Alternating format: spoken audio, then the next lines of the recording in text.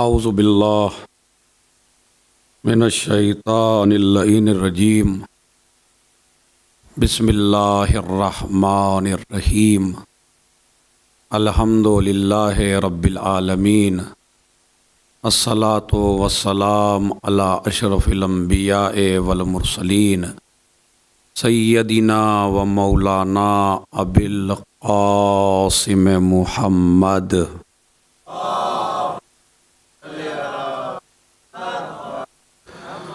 وعلى اہل بیتہ الطیبین الطاہرین المعصومین المظلومین الذین اذہب اللہ عنہم الرجس وطہرہم تطہیرا۔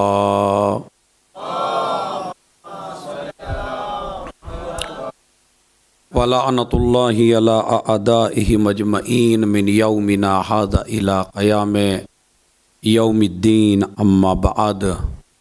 قال علی علیہ الصلاۃ والسلام خلقتم للبقاء لا للفناء۔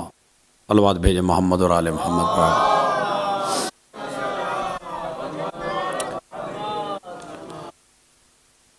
شب جمعہ اور شب جمعہ بھی ماہ رجب کی شب جمعہ۔ شب جمعہ کا ویسے ہی احترام اسلام میں بہت زیادہ ہے اور اس میں بہت زیادہ اعمال ہیں اور اس کی بہت زیادہ تاکید ہے۔ شب جمعہ انسان کی یہ خوش نصیبی ہے کہ وہ شب جمعہ کو درک کرے اور درک کرنے کے بعد اس میں ذکر اہل بیت، ذکر خدا اور جو اعمال بیان کیے گئے ہیں ان اعمال پر عمل کرے۔ لیکن یہ شب جمعہ جو آج شب جمعہ ہے، جو ماہ رجب کی پہلی شب جمعہ ہے، جسے لیلۃ الرغائب کہتے ہیں۔ لیلۃ الرغائب، لیلہ عربی زبان میں رات کو کہتے ہیں اور رغائب کہتے ہیں رغبتوں والی، رغبتوں والی رات۔ لیلۃ الرغائب، رغبتوں والی رات۔ اس رات کی 12 رکعت نماز ہے جس کا وقت اب گزر گیا ہے، چونکہ مغرب اور عشاء کے درمیان میں 12 رکعت نماز ہے۔ اور اس نماز کی خاصیت یہ ہے تاکہ جو لوگ اس پہ عمل کرنا چاہیں اس کو محفوظ کر لیں زندگی میں، یہ لیے کہ اب تو گزر گیا ہے، لیکن اگر اب بھی رات میں بھی کرنا چاہیں تو رجا کی نیت سے آپ کر سکتے ہیں، یعنی آپ 12 رکعت نماز اب بھی پڑھ سکتے ہیں۔ لیکن جو افضل ترین وقت تھا، بہترین وقت تھا، وہ گزر گیا ہے، اعمال کا وقت گزر گیا ہے۔ لیکن اس امید سے کہ اللہ کیا پتہ قبول کر لے، تو یہ لیلۃ الرغائب اس نماز کی ایک خاصیت ہے کہ جہاں قبر میں ہمارا بیٹا کام نہیں آتا، ہمارے رشتہ دار کام نہیں آتے، ہمارا خاندان کام نہیں آتا، ہماری دولت کام نہیں آتی، ہمارا اقتدار کام نہیں آتا، ہماری سلطنت کام نہیں آتی، ہمارا عہدہ کام نہیں آتا، اس جگہ بھی اگر کوئی نماز کام آتی ہے تو وہ اسی رات میں پڑھی جانے والی نماز ہے جو قبر کے اندر کام آتی ہے۔ اسی لیے روایت میں موجود ہے کہ جب آپ قبر میں پہنچیں گے اور ایک مومن قبر کے اندر ہوگا تو ایک خوبصورت انسان کی شکل میں، انسانی کہہ لیجیے، ایک خوبصورت مخلوق اللہ پیدا کرے گا جو آپ کو وہاں ڈھارس دے گی، جو آپ کو وہاں سکون دے گی، جو آپ کو وہاں آپ کی قبر کی وحشت کو دور کرے گی، آپ کے دل سے گھبراہٹ کو دور کرے گی، اور وہ یہ کہے گی گھبرانے کی ضرورت نہیں ہے، اب میں آ گئی ہوں تو تجھے وحشت ہونے والی نہیں ہے۔ اب مومن سوال کرے گا آخر تو ہے کون؟ تیری شکل جیسی کسی کی شکل نہیں ہے اور تیرے حسن جیسا کسی کا حسن نہیں ہے اور تیری میٹھی آواز جیسی کسی کی آواز نہیں ہے، آخر تو ہے کون کہ جہاں میرے رشتہ دار چھوڑ کے چلے گئے، خاندان چھوڑ کے چلا گیا، بیٹے چھوڑ کے چلے گئے، میری دولت میرے ساتھ نہ آئی، آخر تو کون ہے جو قبر کے اندر بھی آ گیا؟ تو کہتے ہیں کہ وہ شکل، وہ مخلوق آواز دے گی، میں وہ نماز ہوں جو تو نے لیلۃ الرغائب میں پڑھی تھی۔ دیکھ رہے آپ، میں وہ نماز ہوں جو تو نے لیلۃ الرغائب میں پڑھی تھی، اور میں وہ نماز ہوں جو تو نے فلاں شہر میں، کہتے وہ جگہ بھی بتائے گی، تو نے یہ نماز فلاں جگہ پہ پڑھی تھی، فلاں مہینے میں پڑھی تھی، فلاں مقام پہ پڑھی تھی، اور میں وہ نماز ہوں جو مجسمے کی شکل میں تیرے پاس آئی ہوں، تیری وحشت کو بھی دور کروں گی، تیری گھبراہٹ کو بھی دور کروں گی، تیری قبر سے اندھیرے کو بھی دور کروں گی، اور محشر تک تیرے ساتھ رہوں گی تیری مددگار بن کر۔ اب آپ اندازہ لگائیے، 13 رجب کے ہم قریب ہیں، جملہ کہنے کو دل چاہ رہا ہے، اور وہ جملہ یہ ہے، اگر انسان خلوص دل سے اللہ کو راضی کرنے کے لیے 12 رکعت نماز پڑھ لے تو یہ نماز محشر تک کام آئے، تو اگر خلوص دل سے علی سے محبت کر لی جائے تو یہ محبت کہاں کہاں کام آئے گی۔ ایک صلوات بھیجے محمد اور آل محمد۔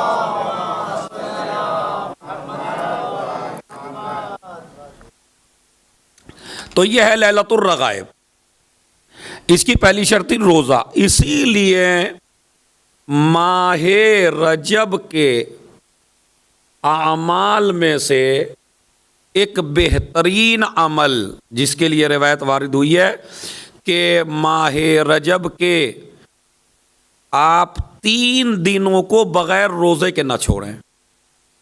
اب وہ 3 دن کون سے؟ جمعرات، جمعہ، سنیچر۔ یہ 3 دن ایسے ہیں جن کو آپ بغیر روزے کے نہ چھوڑیے۔ جو بھی جمعرات، سنیچر 3 دن کے لیے اللہ ان 3 روزوں کی بدولت آپ کو 900 سال کی عبادت کا ثواب تمہارے نام اعمال میں لکھتا ہے۔ 900 سال کی عبادت کا ثواب تمہارے نام اعمال میں لکھتا ہے اگر کوئی انسان جمعرات، جمعہ اور سنیچر کا روزہ رکھے۔ تو ایک تو یہ رجب ہی قابل احترام اور رجب کی لیلۃ الرغائب قابل احترام، اور اس کے علاوہ کہتے ہیں یہ لیلۃ الرغائب کے اعمال سب سے زیادہ ہیں گناہوں سے انسان کو پاک کرنے کے لیے۔ یعنی بندہ بالکل ایسے ہو جاتا ہے جیسے ماں کے پیٹ سے ابھی پیدا ہوا، سارے گناہ انسان کے معاف ہو جاتے ہیں۔ اس لیے کہ ایک تو ثواب مل رہا ہے آپ کو ولی خدا کی رات کا، اس لیے کہ جمعے کا دن مخصوص ہے ہمارے اور آپ کے امام زمانہ اجل اللہ فرجہ،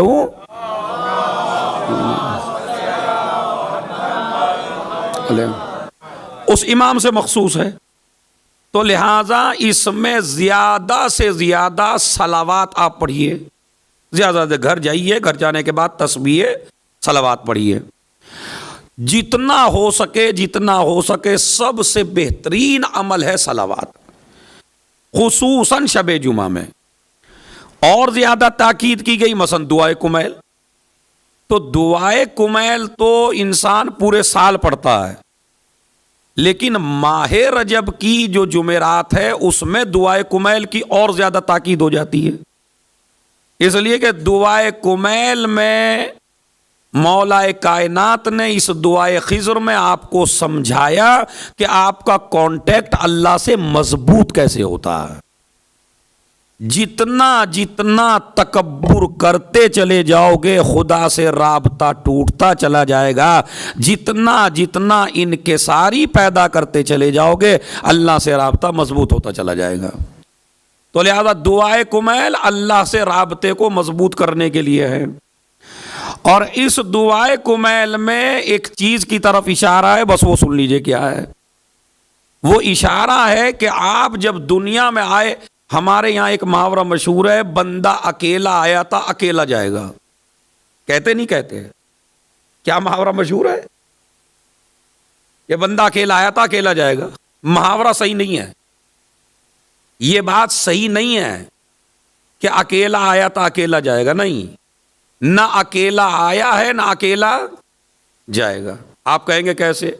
اس لیے کہ اللہ جب آپ کو پیدا کرتا ہے تو آپ کے ساتھ آپ کے دوش کے اوپر دو فرشتوں کو بھی پیدا کرتا ہے، اور یہ دو فرشتے آپ کے دوش پہ بیٹھے رہتے ہیں اور یہ آپ کے نامہ اعمال کو لکھتے رہتے ہیں. ایک ایک عمل جو بھی آپ نے کیا کوئی ان سے مس ہونے والا نہیں ہے، کوئی عمل ان سے باقی رہنے والا نہیں ہے. کبھی آپ یہ سمجھیں کہ نہیں کچھ ایسے بھی ہیں جو ان کے بغیر ہم کر لیں گے، نہیں. اسی لیے اللہ نے ان کے باڈی نہیں رکھی، فرشتے کے باڈی نہیں ہے. اس لیے کہ اگر باڈی ہوتی تو ہر آدمی کے کندھے پہ دو بیٹھے ہیں. اب ایک آدمی سے اپنا بوجھ نہیں چل رہا بھائی، اب یہ دو دو بوجھ اور لے کے چلے گا آدمی. لیکن نہیں، اس آدمی کے کندھے پہ دو دو آدمی ہیں، دو دو فرشتے ہیں. اور یہ فرشتے اس لیے ہیں تاکہ آپ کے نامہ اعمال کو ضبط کر سکیں، تحریر میں لا سکیں.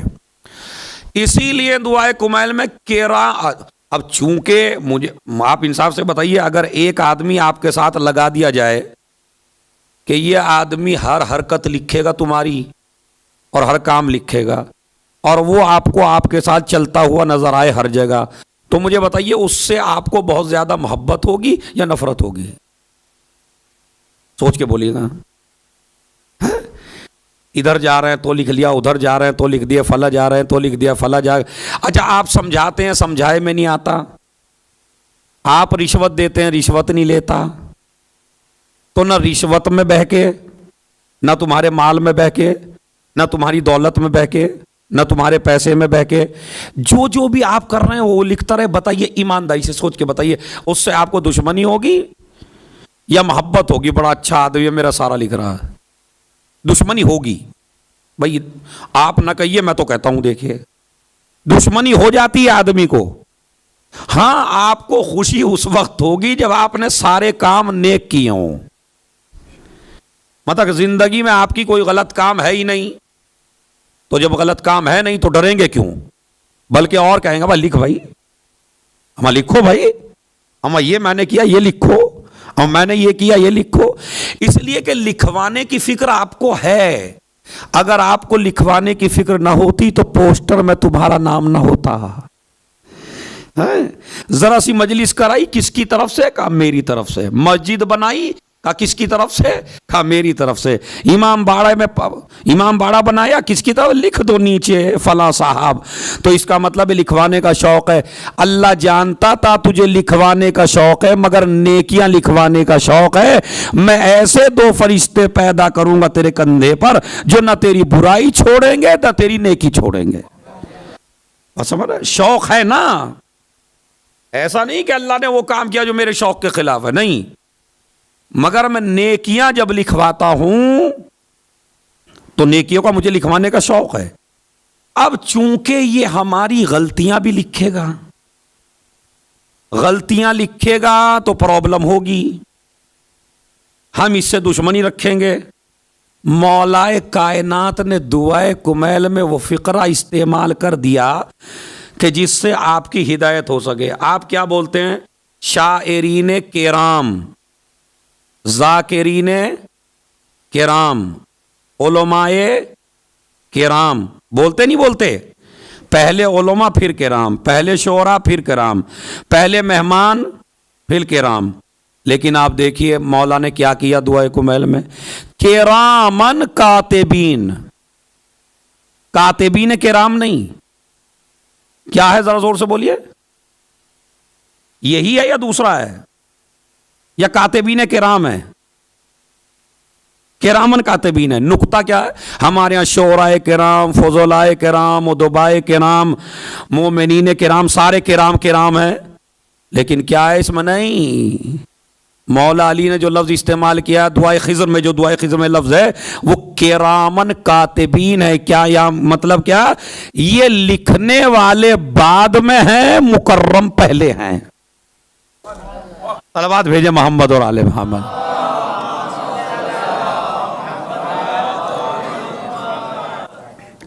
یعنی یہ لکھنے والے بعد میں ہیں، اور مکرم محترم پہلے آئے ہیں، لکھنے والے بعد میں ہیں، معصوم پہلے ہیں۔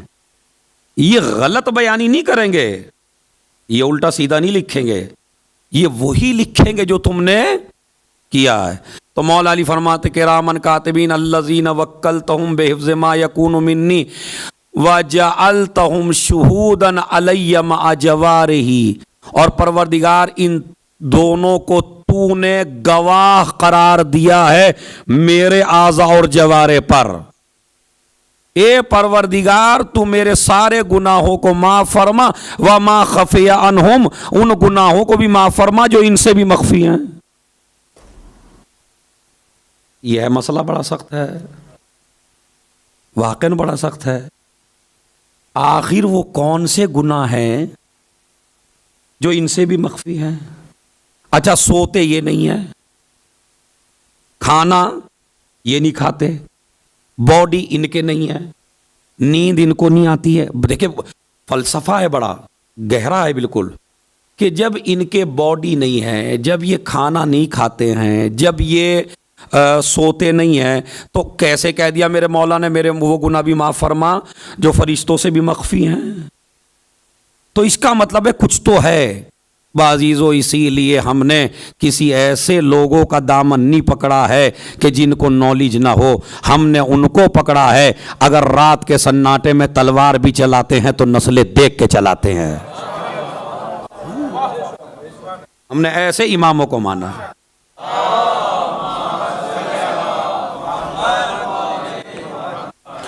ہم نے ایسے اماموں کو مانا ہے۔ تو جیسے جیسے آپ کی مجمع بڑھے گا ویسے ویسے میری بھی آواز بڑھے گی۔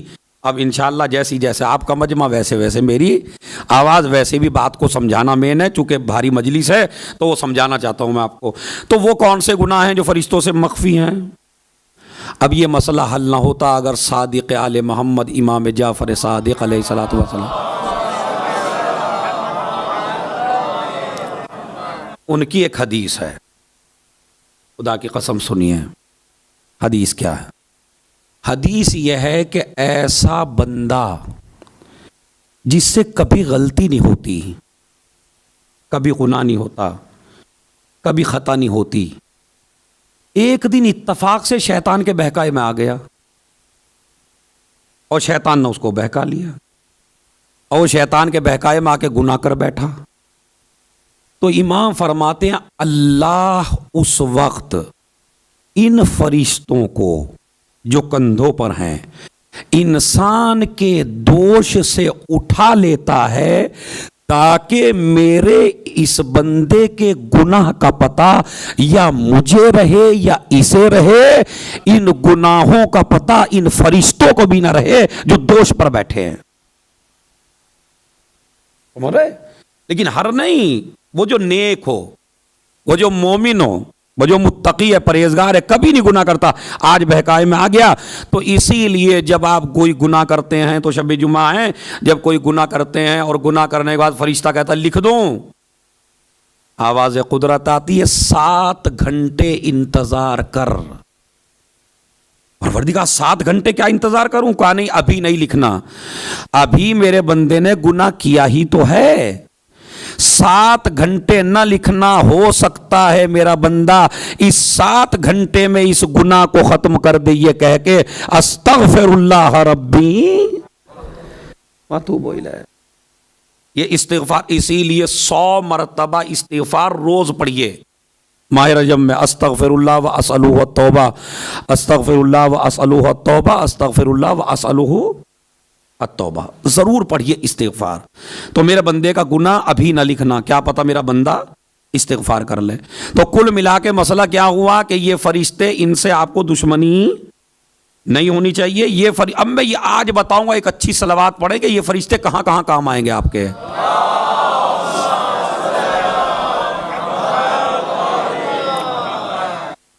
تو ایک تو یہ فرشتے لکھتے ہیں، اور یہ فرشتے جب انسان مرنے لگتا ہے، دیکھیں کتنے کام کے ہیں یہ، جب انسان مرنے لگتا ہے تو ان کو احساس ہو جاتا ہے کہ یہ بندہ اب جانے والا۔ تو جب بندہ مرنے لگتا ہے تو یہ فرشتے اللہ سے کہتے ہیں پروردگار ہم اس سے مانوس ہو گئے تھے مومن سے، ہم نے اس کی ساری نیکیاں لکھی ہیں، اب یہ تو جا رہا ہے، تو اسے اپنے پاس بلا رہا ہے، اب یہ بتا ہمارے لیے کیا حکم ہے، ہم کیا کریں؟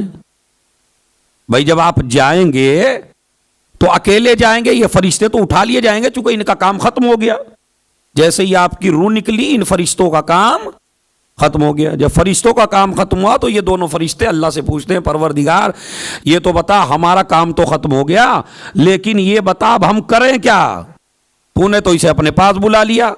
سنیے گا مجلس خدا کی قسم، آواز قدرت آتی ہے کہ جاؤ اس مومن کی قبر پہ بیٹھ جاؤ۔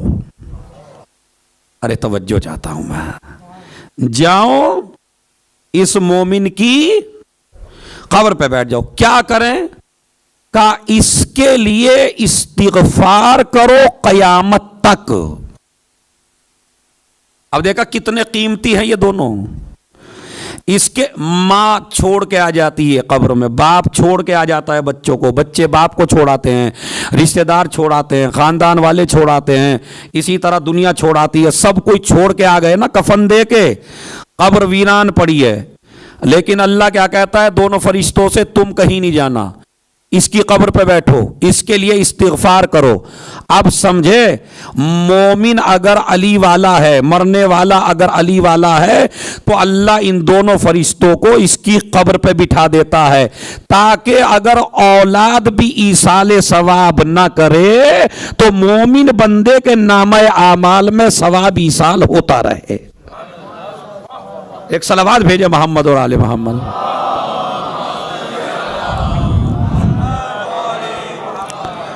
بشرطے کہ آپ زندگی میں مومن رہے ہوں۔ اگر آپ زندگی میں مومن رہے ہیں تو آپ کے لیے یہ دونوں فرشتے جو آپ کے کندھوں پہ بیٹھے تھے یہ کہاں چلے گئے؟ قبر پہ۔ قبر پہ آپ کی استغفار کر رہے ہیں آپ کے لیے قیامت تک، یعنی آپ کے نامہ اعمال میں نیکیاں کنٹینیو جا رہی ہیں۔ کون بھیج رہے ہیں؟ دور سے بولیے بھیا، کون بھیج رہے ہیں؟ یہ فرشتے جو قبر پہ بیٹھے ہیں۔ کہاں والے ہیں؟ یہ دوش والے ہیں۔ اچھا جب قیامت آ جاتی ہے اب انسان کو اٹھایا گیا، انسان کو اٹھا تو اب آپ کیا سمجھے فرشتے چھوڑ دیں گے؟ نہیں، اب اللہ انہی کو حکم دیتا ہے کہ تم میرے مومن بندے کو نور کی سواری پہ سوار کر کے لاؤ۔ اب یہی دونوں فرشتے جو آپ کے کندھے پہ بیٹھے تھے، ان دونوں فرشتوں نے آپ کو قبر سے اٹھایا، نور کی سواری پہ سوار کیا، جنت میں پہنچے۔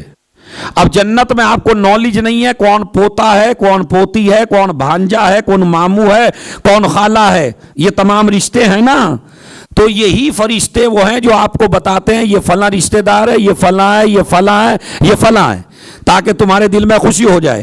اس کے بعد جب جنت کے دروازے پہ چھوڑ دیتے ہیں تو فرشتے کہتے ہیں پروردگار پوری زندگی ہم اس کے ساتھ رہے، اس کی قبر پہ بیٹھے رہے، اب جنت میں داخل ہوں یا نہ ہوں؟ کہا نہیں، جنت میں جاؤ اس کے ساتھ۔ پھر یہ دونوں فرشتے جنت میں جاتے ہیں۔ کہا اب کیا کرنا ہے؟ کہا اب مستقل آپ ان کی خدمت میں لگے رہو۔ ارے میں توجہ چاہتا ہوں، اب تم اس علی والے کی، اب تم اس مومن کی خدمت میں لگے رہو، اس کی خدمت کرتے رہو۔ اسی لیے آج حدیث سمجھ میں آئی مجھے کہ امام جعفر صادق علیہ الصلوۃ والسلام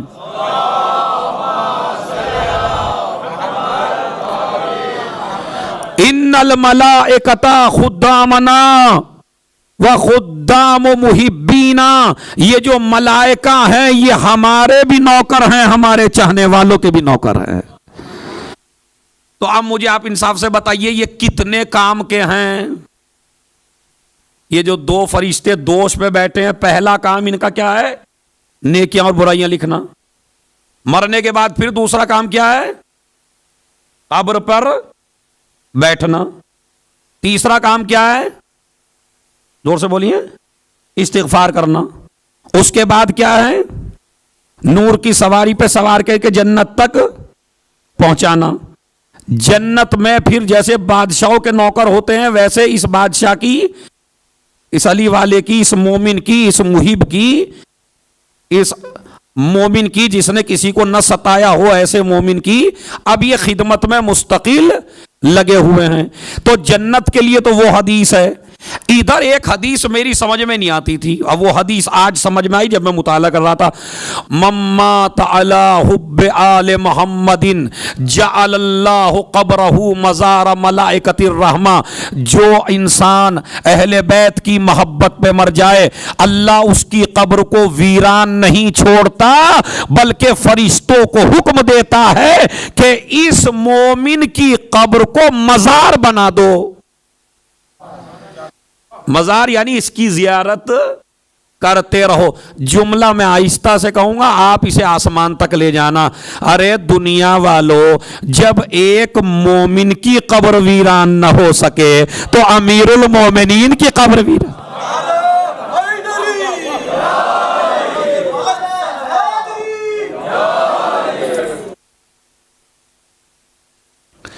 جب ایک مومن کی قبر ویران نہ ہو سکے تو امیر المومنین کی قبر کہاں ویران ہوگی؟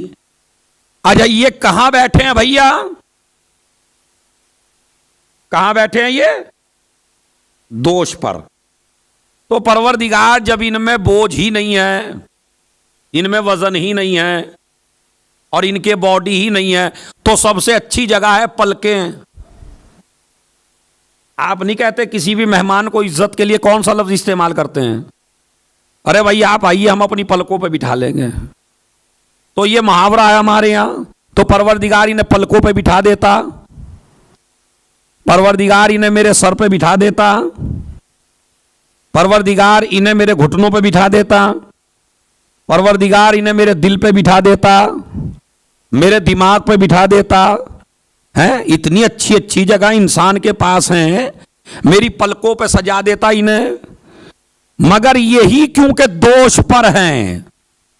کہا نہیں جناب، یہ چونکہ گواہ بن کے آئے ہیں. مجلس کا بڑا قیمتی جملہ ہے. چونکہ یہ گواہ بن کے آئے ہیں، اور گواہ اسے کہتے ہیں جو دوش پر ہو. اب اپنا اپنا نصیب ہے، جس کی سمجھ میں آ گیا، جس کی سمجھ میں آیا نہیں ہے. یہ دو فرشتے تمہارے دوش پہ کیوں بٹھائے گئے؟ اگر گواہ بن کے نہ آئے ہوتے تو کہیں بھی بٹھا دیا جاتا، لیکن چونکہ گواہ بن کے آئے ہیں تو جو گواہ ہوتا ہے وہ دوش پر ہوتا ہے. بھائی کمال کی بات ہے، تمہارا گواہ تمہارے دوش پر، میرا گواہ میرے دوش پر، رسول کا گواہ. صلوات بھیجیں محمد اور آل.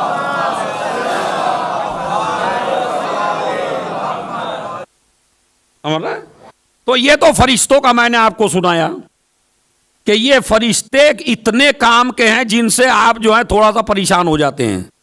پریشان ہونے کی ضرورت نہیں ہے، بڑے کام کے ہیں. ہمیں یہ جنت تک چھوڑنے والے نہیں ہیں. ایک تو یہ. دوسرا مسئلہ ہے انسان کی موت کا. چونکہ شب جمعہ ہے، وَكَفَى بِالْمَوْتِ وَاعِظًا، موت بہترین وائز ہے، نصیحت کرنے والی ہے. آپ دنیا میں جب بھی کسی سے کاروبار کریں تو کاروبار کرتے ہوئے سوچ لیجئے مجھے موت آنا ہے. کسی سے ڈیل کر رہے ہیں، کسی سے تجارت کر رہے ہیں، کسی دکان پہ بیٹھے ہیں، کسی کی شاپ پہ بیٹھے ہیں، اور کسی کے انڈر کام کر رہے ہیں، کہیں جاب میں ہیں. بس ہر کام میں جب بھی کچھ کرنے کو دل چاہے تو تصور کر لیجئے مجھے موت آنا ہے، تو خود ہاتھ رک جائیں گے. بات سمجھ رہے ہیں؟ خود ہی ہاتھ رکیں گے. اس لیے کہ ایک دو احساس بندہ کر لے بس، تو ان دو احساس کے بعد کبھی بھی غلطی نہیں کر سکتا. ایک تو یہ تصور کر لے مجھے موت آنا ہے، دوسرا تصور ہے کوئی ہے جو مجھے دیکھ رہا ہے، کوئی ہے جو مجھے. شارجہ میں یہ مثال بڑی جلدی سمجھ میں آئے گی. ابھی آپ امام باڑے میں ہیں تو کچھ بھی آپ نہیں کر سکتے، کیمروں کی زد میں ہیں. اسی طریقے سے جاب پہ ہیں آپ اور 1000-1500 ہٹانے کا دل چاہا گلے سے، لیکن آپ کو پتا ہے کہ مالک دیکھ رہا ہے کیمرے میں بیٹھ کے، تو مجھے انصاف سے بتائیے آپ ہٹائیں گے پیسے؟ نہیں۔ دو چیزیں ہیں، ایک تو یہ کہ انسان کا نامہ اعمال اس کے سامنے پیش ہوگا، ہماری سمجھ میں نہیں آتا بھائی یہ، ارے ہمارا نامہ اعمال ہمارے سامنے بچپن سے لے کے آخر تک کا کیسے پیش ہو جائے گا، ہماری سمجھ میں نہیں آتا۔ اور دوسرے اللہ ہر چیز دیکھ رہا ہے، یہ سمجھ میں نہیں آتا۔ ابھی میں بتاؤں آپ سے، تو اب آپ کو احساس نہیں تھا کہ جس مالک کی میں جاب پہ ہوں اس میں آفس میں کیمرے لگے ہیں۔ اب کبھی 500 کا گھٹالا کیا، کبھی 1000 کا کیا، کبھی 1500 کا کیا، اور درہم آپ رکھتے چلے گئے، اور اس کے بعد معصوم بنے رہے مالک کے سامنے۔ جی میں بڑا مومن آدمی، میں آپ نہیں دیکھتے کتنے سال سے آپ کے پاس ہوں۔ اب اس نے ریکارڈ چیک کیا اور پوری ریل نکال ڈالی، جب 500 چرائے وہ بھی دکھے آپ نکالتے ہوئے، جب 1500 چرائے وہ بھی نکالتے دکھے، جب 2000 چرائے وہ بھی نکالتے دکھے، اور اس نے آپ کو اپنے آفس میں بلایا، اور بلانے کے بعد آپ کی ویڈیو آپ کے سامنے چلا دی۔ اب لاکھ منع کرتے رہے میں نے نہیں چرائے، مگر آپ کے ہاتھ ہیں، آپ کی تصویر ہے، آپ ہی بیٹھے ہوئے ہیں، چوری اپنے ہاتھوں سے کر رہے ہیں، اپنی تصویر اپنے ہاتھوں سے دیکھ رہے ہیں۔ کمال کی بات ہے، جس بندے کو اللہ نے پیدا کیا وہ تو اپنی ذہانت سے ایسی مشین ایجاد کر لے کہ تمہاری زندگی کا نقشہ تمہیں دکھا دے۔ تو پروردگار جس نے انسان کو پیدا کیا وہ قادر نہیں ہے؟ وہ ایک تو یہ مسئلہ۔ دوسرا مسئلہ، جب اچھا اب آپ کو پتا چل گیا کیمرے لگے ہیں، مالک دیکھ رہا ہے، اب چرائیں گے یا نہیں؟ کیوں نہیں چرائیں گے؟ تمنا تو ہے چرانے کی دل میں، چرائیں گے کیوں نہیں؟ کا مالک دیکھ رہا ہے۔ جب انسان کو یہ احساس ہو جائے کہ مالک دیکھ رہا ہے تب وہ کوئی غلط کام نہیں کرتا۔ اب سمجھے اہل بیت معصوم کیوں ہیں؟ اہل بیت کوئی غلطی اور خطا کیوں نہیں کرتے؟ اور آپ سے خطا اور غلطی کیوں ہو جاتی ہے؟ اس لیے کہ ہم کہیں نہ کہیں بھول جاتے ہیں کہ خدا دیکھ رہا ہے۔ آل محمد کے دل سے کبھی نہیں نکلتا کہ خدا دیکھ رہا ہے، تو لہذا جب خدا دیکھ رہا ہے تو پھر آپ کو کرنے کی ضرورت نہیں ہے۔ چلیے اب آئیے، اب آپ جو ہیں مرنے لگے، مرے تو شریعت نے کچھ مستحب رکھے۔ دیکھیے روایت میں یہ ہے کہ روح ایسے نکلے گی کہ جیسے پھول سے خوشبو۔ اب ہمارے مومن بڑے خوش ہوئے، اب یار بڑا آسان مرحلہ ہے۔ تو اور مولوی صاحب نے پڑھا جمعرات کو لیلۃ الرغائب میں، شارجہ کے امام باڑے میں، روح ایسے نکلے گی جیسے پھول سے خوشبو۔ تو بڑھیا بات ہے یہ۔ اس کے بعد دوسری روایت آئی، روح ایسے نکلے گی کہ جیسے قینچیوں سے کاٹ دیا گیا ہو بدن کو، یا ریشمین کپڑے کو ڈال دیا ہو ایک کانٹوں دار درخت کے اوپر، اسے کھینچ دیا ہو۔ یہ بھی روایت میں موجود ہے۔ اس کے بعد یہ بھی روایت میں موجود ہے کہ ملک الموت بڑا بھیانک شکل میں آئے گا، اور یہ بھی موجود ہے کہ ملک الموت ایسے آئے گا جیسے غلام آقا کے سامنے آتے ہیں۔ یہ بھی روایت ہے۔ مولا سے پوچھا، مولا ملک الموت مومن کے پاس کیسے آتا ہے؟ کہا جیسے غلام ایک بادشاہ کے پاس۔ مولا کافر کے پاس، آپ کے دشمن کے پاس بڑی بھیانک شکل میں۔ تو دو روایت یہ بھی ہو گئی۔ اب تیسری روایت سنیے، روضۃ من ریاض الجنہ، یہ جو قبر ہے یہ جنت کے ٹکڑوں میں سے ایک ٹکڑا ہے۔ اور یہ بھی روایت ہی میں ہے، حفرۃ من حفر النار، یہ جہنم کی وادیوں میں سے ایک وادی ہے۔ تو بھائی ہم تو شک میں پڑ گئے مولانا صاحب اس مجلس میں کہ ادھر خوشبو کی طرح نکلے گی، ادھر قبر جنت بنے گی، ادھر ملک الموت اچھی حال میں آئے گا، ادھر ملک الموت سخت آئے گا۔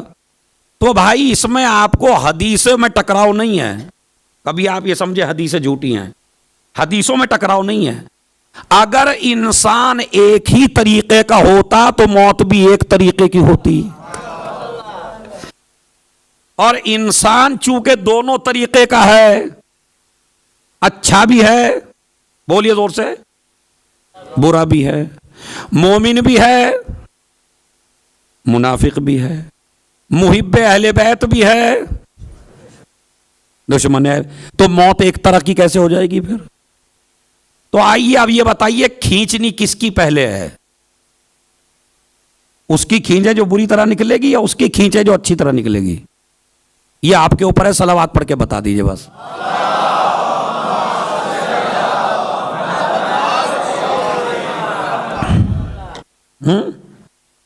یا دونوں ہی کی بتا دیں؟ چلو اچھی صلوات پڑھیں تو دونوں کی بتا دیتے پھر۔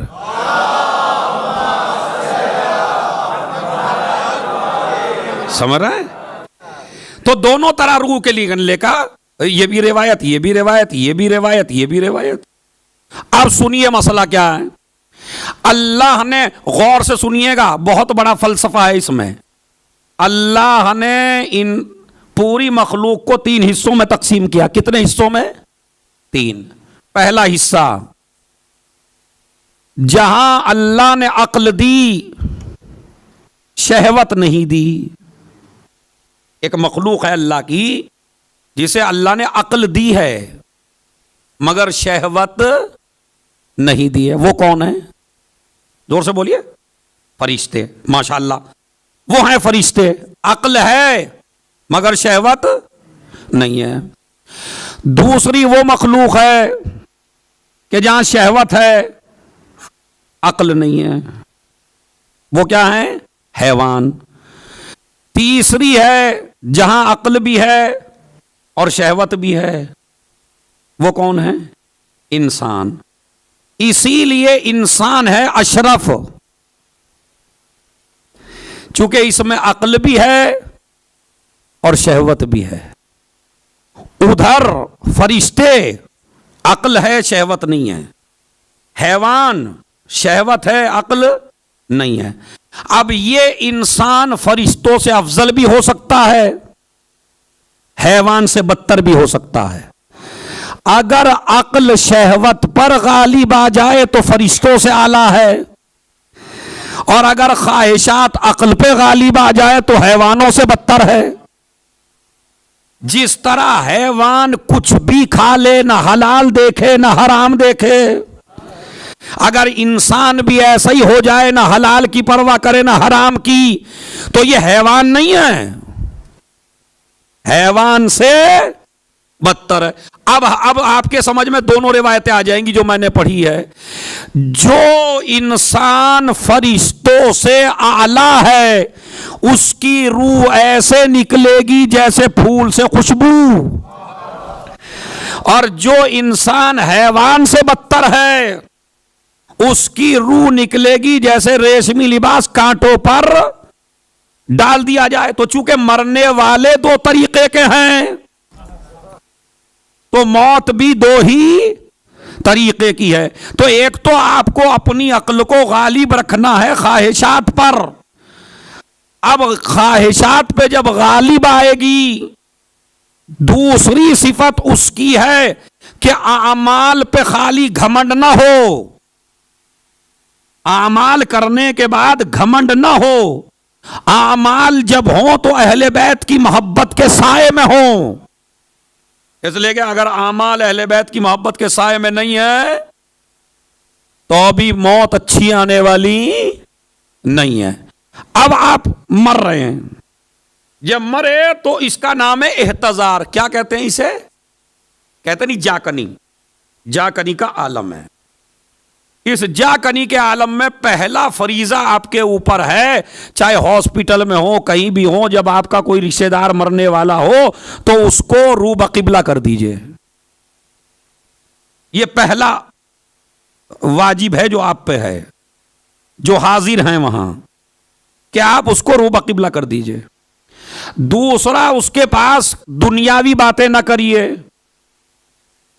اب اس کے پاس دین کی باتیں کریے، اسے علی بتائیے، اسے حسن بتائیے، اسے حسین بتائیے، اسے اہل بیت بتائیے، اسے تلقین کریے. سمجھ رہے آپ؟ اس کے پاس سورہ یاسین پڑھیے. سورہ یاسین کو عورتوں نے بہت بدنام کیا ہے. یہ جلدی سے مرنے والے کے پاس سورہ یاسین نہیں پڑھنے دیتی، کہتی کیا پتہ جی جاتا، ادھر سورہ یاسین پڑھی ادھر مر گیا. تو یہ جہالت ہے قرآن سے جو عورتوں کی لال کتاب میں موجود ہے کہ ادھر یاسین پڑھی ادھر دم نکلا. قرآن دم نکالنے کے لیے نہیں ہے، قرآن زندگیاں دینے کے لیے ہے.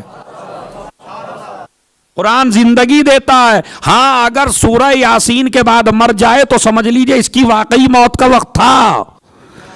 سورہ یاسین اگر موت کا وقت ہو آسانی سے روح نکلنے میں مدد کرتی ہے، اگر موت کا وقت نہ ہو تو سورہ یاسین موت کو ٹال دیتی ہے. سمجھ رہے ہیں؟ تو سورہ یاسین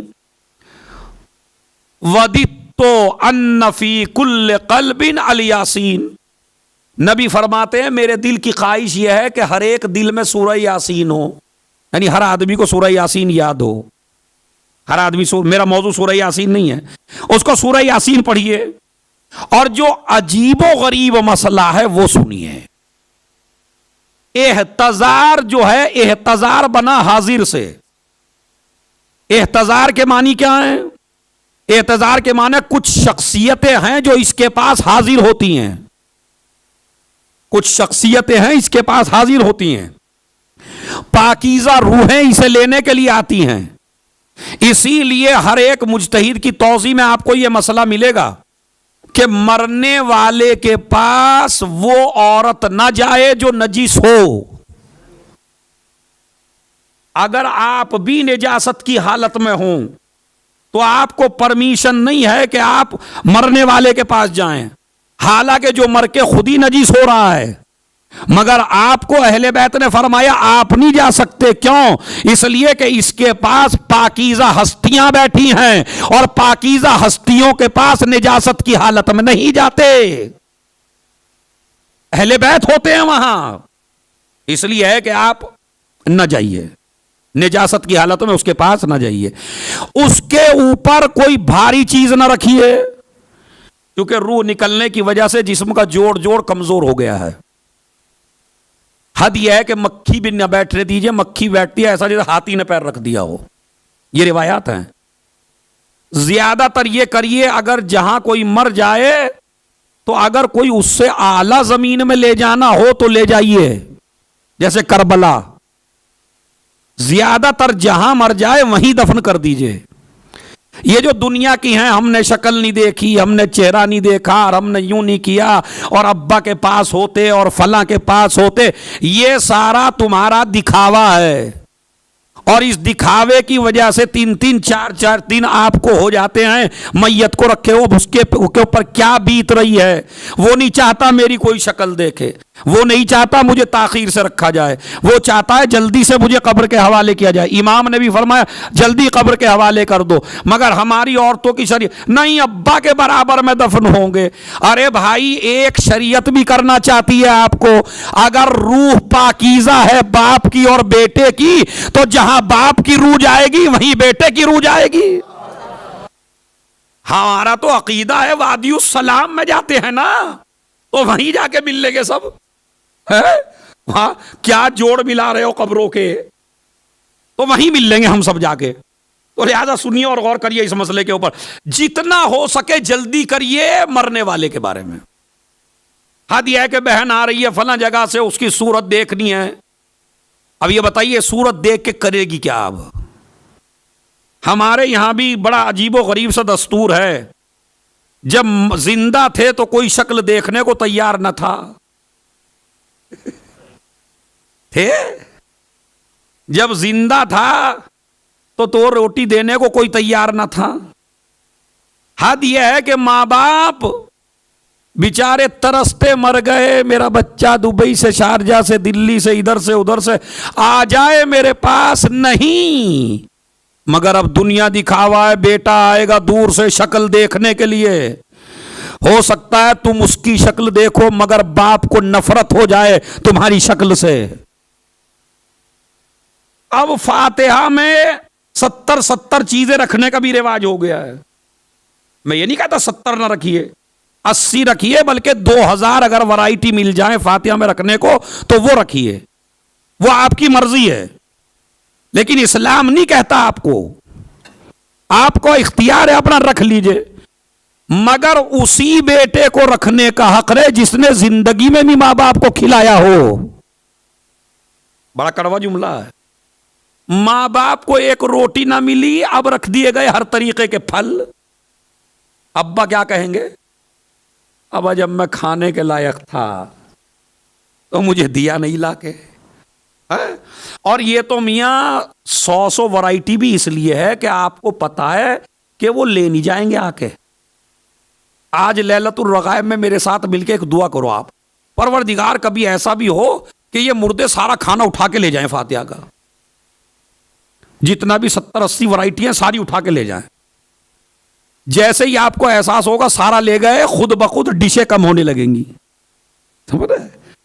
یہ اسی لیے تو ہے کہ بھائی وہ تو کھاتا نہیں ہے، تو مولانا صاحب فاتحہ دلانے کا پھر کوئی فائدہ نہیں ہے.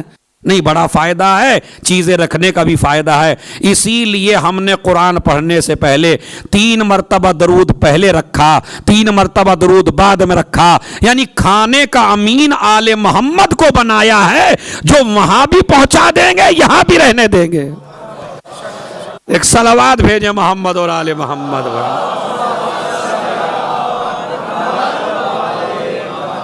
وَأَجِّلْ تو گئے. تو پہلا واجب ہے قبلہ رخ کرنا، دوسرا ہے اس کے اوپر وزن نہ رکھنا، تیسرا اسے اندھیرے میں نہ رکھو، چراغ جلاؤ اس کے پاس.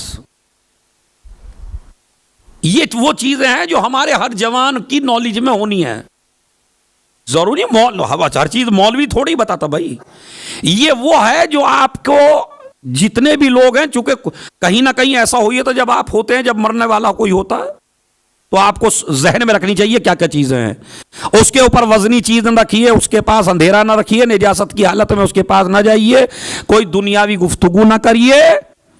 سمجھے؟ سورہ یاسین پڑھیے یا تلقین کریے، یا جو دعائیں ہیں وہ پڑھیے، یا ائمہ کے بارے میں بتائیے. اس لیے کہ اس وقت یہ کشمکش میں ہے بہت، یہ جو ہے کشمکش میں ہے. اس لیے کہ یہ بیچارہ اس وقت اتنا کمزور ہے کہ اپنا دفاع نہیں کر سکتا، اور اس پہ حملہ کر دیا سب سے بڑے شیطان نے آ کے. یہ ہے سننے کی چیز. جب مرتا ہے آدمی تو سب سے بڑا دشمن جو شیطان ہے وہ اپنی پوری فورس لے کے آتا ہے، اور پوری فورس لے کے سرانے بیٹھ جاتا ہے آپ کے، اور آپ کو وہ کہتا ہے جام پیو گے؟ پیاس آپ کو بہت تیز لگ رہی ہے. اسی لیے شریعت میں ہے کہ بھائی آپ جو ہیں، جو مردے کے پاس بیٹھے ہیں، جو مرنے والے کے پاس بیٹھے ہیں، چمچے سے تھوڑا تھوڑا پانی آپ اس کے منہ میں ڈالتے رہیے، اس لیے کہ پیاس کا بہت غلبہ ہے. شیطان اتنی طاقت کے ساتھ کبھی آیا ہی نہ تھا جتنی طاقت کے ساتھ اب آیا ہے. اس لیے کہ یہ آخری اسٹیج ہے اس کے پاس آپ کو بہکانے کا. دم نکلتے ہی اب آپ اس کے بہکائے میں آنے والے نہیں ہیں. پھر تو نتیجہ ہے کہ جہاں آپ ہیں کیسے ہیں. اب وہ شیطان پوری طاقت لے کے آتا ہے. ادھر مولا علی اپنی اولاد لے کے آتے ہیں. توجہ چاہتا ہوں میں. مولا علی اپنی اولاد لے کے آتے ہیں، یہ شیطان اپنی پوری طاقت لے کے آتا ہے. اہل بیت کی کوشش ہے ہمارا بندہ ادھر نہ جانے پائے. شیطان کی کوشش ہے جتنا ہو سکے بہکا لو، اس لیے کہ اگر آج بہکائے میں نہ آیا تو پھر اب یہ کبھی بہکائے میں نہیں آئے گا. تو اب یہ بتائیے کتنی بڑی جنگ چھڑی ہے وہاں. ادھر اہل بیت بھی پاور میں ہے، ادھر شیطان بھی پاور میں ہے. اس کی بھی کوشش ہے، ان کی بھی کوشش ہے. اب یہاں اب آپ، اسی لیے معصومین نے فرمایا کہ دعائے فرج پڑھو، سورہ یاسین پڑھو، تلقین پڑھو. یہ تلقین اس لیے پڑھی جاتی ہے کہ شیطان جب ان ناموں کو سنتا ہے تو بھاگنے لگتا ہے. کوئی چیز ہمارے یہاں ایسی نہیں ہے جس کا کوئی ریزن نہ ہو. تو اسی لیے کہا دنیاوی بات نہ کرو، پتہ چلا تم دنیاوی کے چکر میں لے رہے اور تمہارے آدمی کو لے گیا شیطان. اس کے پاس کچھ نہ کچھ اہل بیت کے حوالے سے پڑھتے رہو. اب زندگی میں بھی تو مومن کچھ ایسی چیز لے کے گیا ہو جو شیطان پہ غالب آ سکے. ہے بھائی کچھ تو ہو تمہارے پاس بھی اس وقت. تو اب اس کے لیے روایت موجود ہے دعائے عدیلہ. دعائے عدیلہ کئی ہیں، مگر ایک دعائے عدیلہ وہ ہے، دعائے عدیلہ یعنی جو آپ کو چینج نہ ہونے دے مرتے وقت. اب یہ بتاؤ کتنی عظیم دعا ہوگی. وہ دعا جو آپ کو مرتے وقت شیطان کے لشکر میں جانے سے روک لے اور آپ کو عقیدہ نہ بدلنے دے، اس دعا کا نام ہے دعائے عدیلہ. کئی دعائے عدیلہ ہیں، لیکن ایک دعائے عدیلہ یہ بھی ہے کہ ہر نماز کے بعد مومن پڑھے رضیت باللہ ربن وبالاسلام دینا وبالقرآن کتابا وبالکعبۃ قبلۃ وبعلی اماما وبالحسن والحسین وعلی ابن الحسین ومحمد ابن علی جعفر ابن محمد و موسیٰ ابن جعفر و علی ابن موسیٰ. اب یہ نام نہیں ہیں، یہ شیطان کے گلے پہ چلتی ہوئی تلواریں ہیں.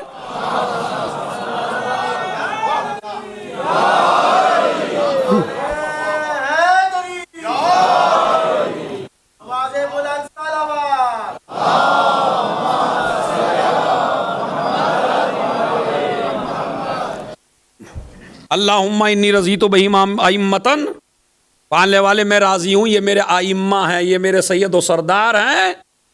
تو لہذا اس دعا کو ہر آدمی اپنے پاکٹ میں رکھ لے. دعائے عدیلہ 12 اماموں کے نام اس میں ہیں، یہی آپ کو مدد کریں گے. یہی دعائے عدیلہ آپ کو چینج ہونے سے روکتی ہے. اور ایک دعا اور جس کو دعائے حجت کہتے ہیں، وہ بڑی عظیم دعا ہے.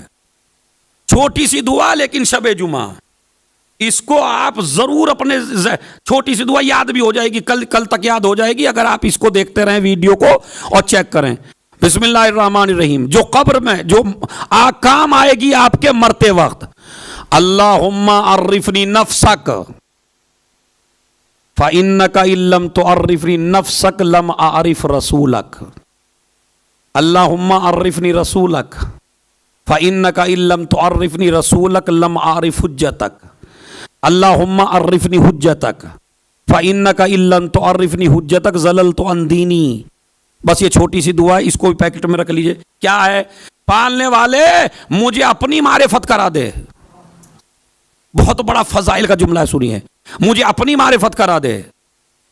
فإنک ان لم تعرفنی نفسک، اس لیے کہ اگر میں تجھے نہ پہچان سکا تو تیرے رسول کو نہیں پہچان پاؤں گا.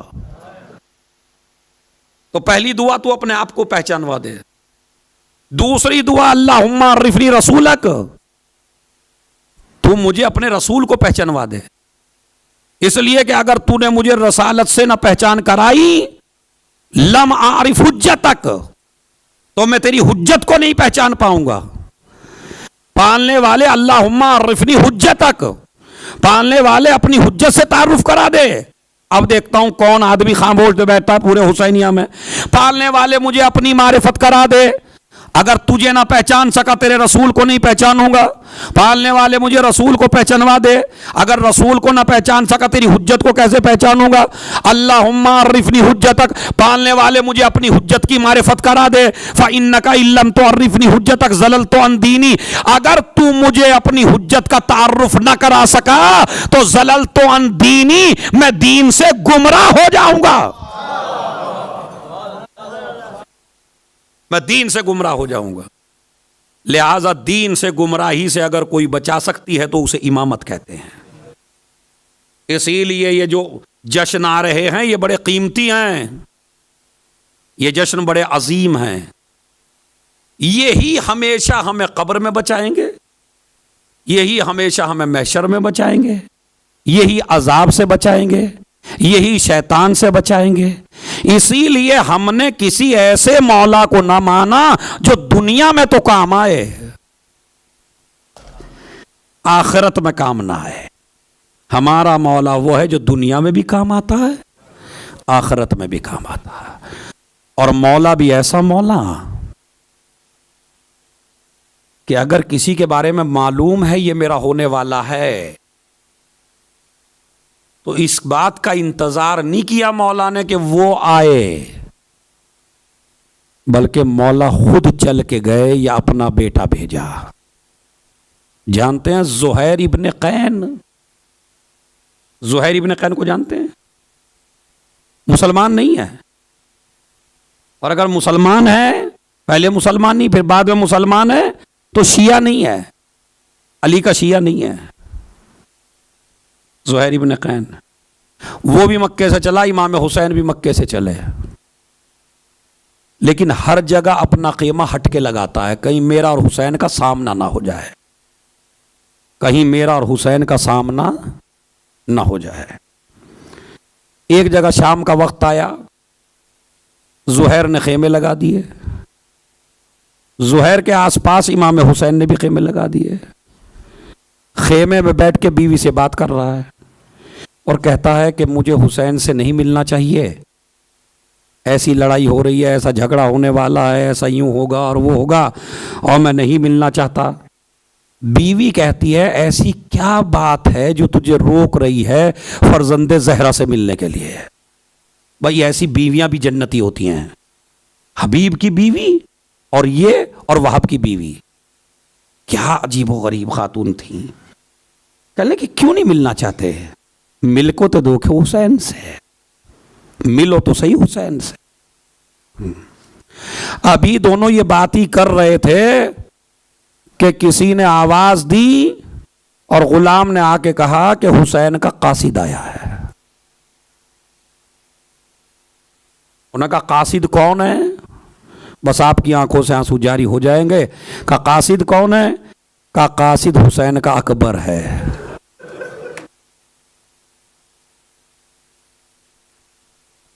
سمجھ رہے آپ؟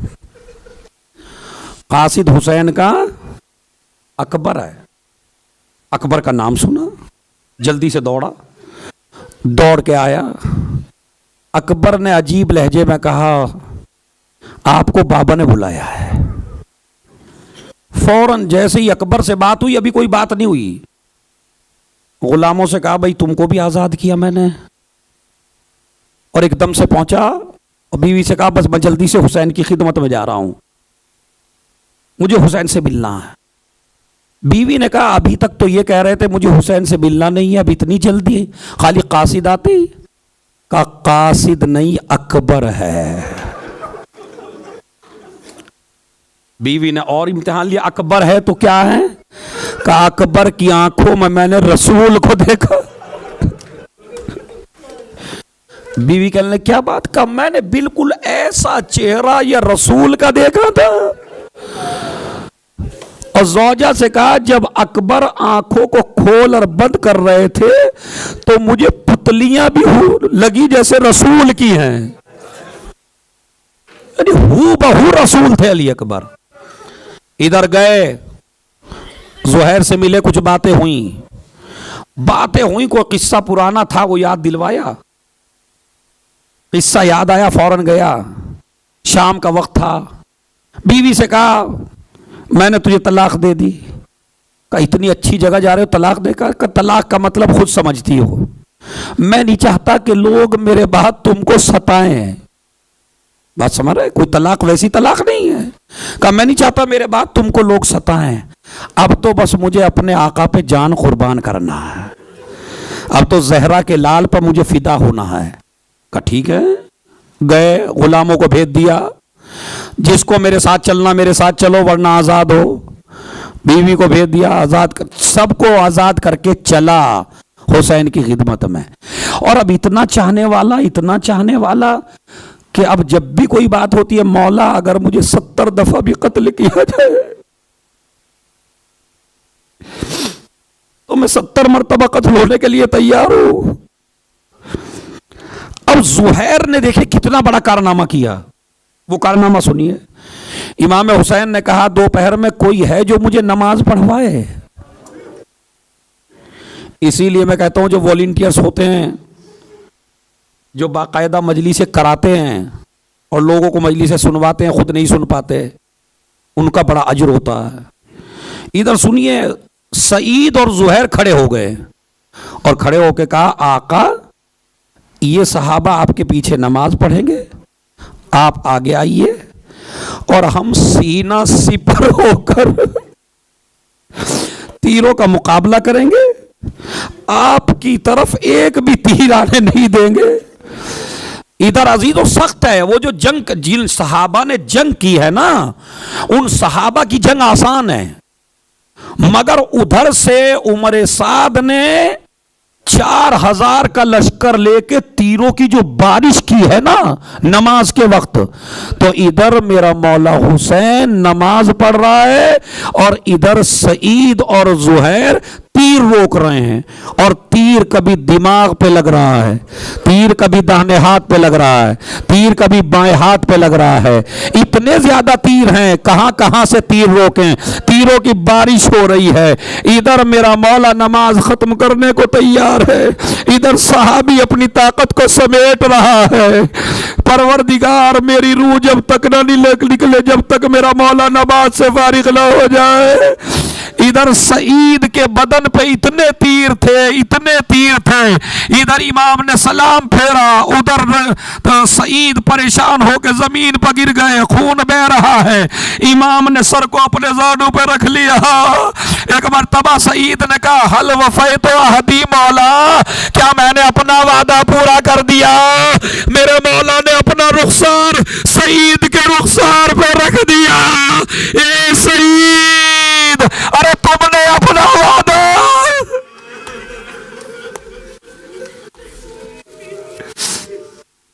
ए सईद तुमने अपना वादा पूरा कर दिया।